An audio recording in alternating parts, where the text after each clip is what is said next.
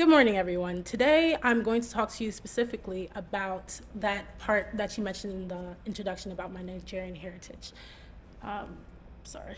So today, we're going to talk about the development of Nigeria, where it's been, where it is, and where it's going. To start by this, we're going to look at a few pictures to kind of, so I can, yeah. So the first picture you can see is like a map of Nigeria. And in Nigeria, we have 36 states. And it is one of the West African countries on the Gulf of Guinea, and it is known for so many different things. The next couple pictures that you can see, they show a lot of, like, I would say, is majority of the land in Nigeria. We have a lot of greenfield and a lot of undeveloped land. However, on the other end of it, you can see at the bottom, we have about a lot of industrialization and structured roads and a lot of these developed cities as well as those greenfield areas. So we have like both of them in the country. And then with the urbanization of Nigeria, what happens is because it's moving faster and like it's being created faster than it can be supported, you have the creation of things called slums. And you can see that in the last picture there. And so that's kind of the different things that, is going on in Nigeria today. So to take a step back, we can look towards more of the history. Nigeria was independent in October 1st, 1960. As you can see, the first two pictures kind of show what it looked like, the black and white pictures, sorry, but the black and white pictures show what Nigeria was kind of looking like back in the 60s.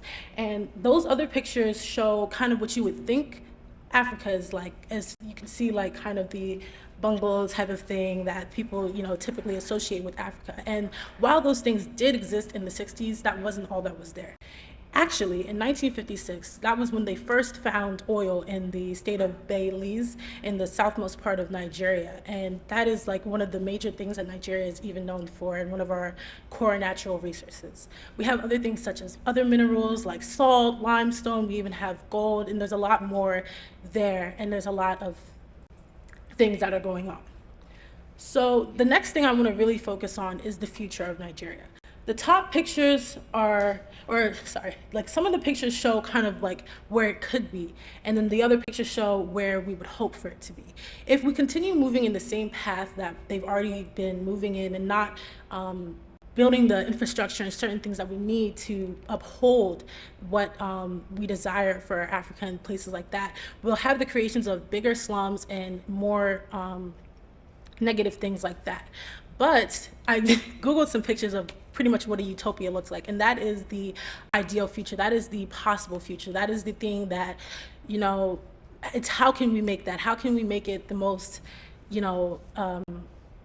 extravagant and most interesting place that it could be, that it has? And the problems is mainly that we need to build good infrastructure. The first thing that you need to do when you have to do the things like city planning, you have to focus on like how can we build infrastructure and institutions that will be supporting the people that are there and will support the future generations to come.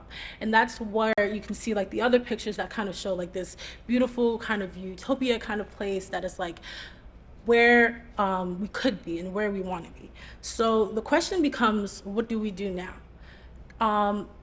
People can start by learning and just educating themselves and finding more and more about, Nigeria and other African cultures and things like that.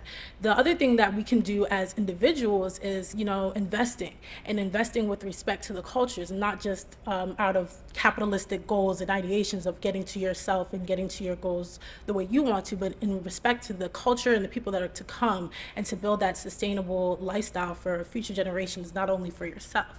The other things is building, those infrastructure that will be supported and can be sustained for a long period of time, as well as focusing and building institutions that can be supported by everyone. Because at this time right now, we have an economy that is rapidly growing, almost exponentially growing, and is not being supported by that infrastructure and the institutions that we need and desire.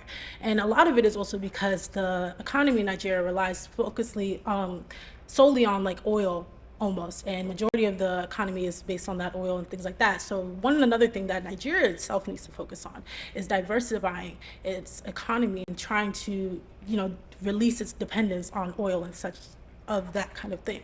So the main thing and the main goal of my TED Talk was just to inform you all to learn more about, the other countries in the continent. In one place that unfortunately my school system has failed me is I don't know as much as I would like and hope to know about Nigeria. All that research was independent and things that I learned on my own.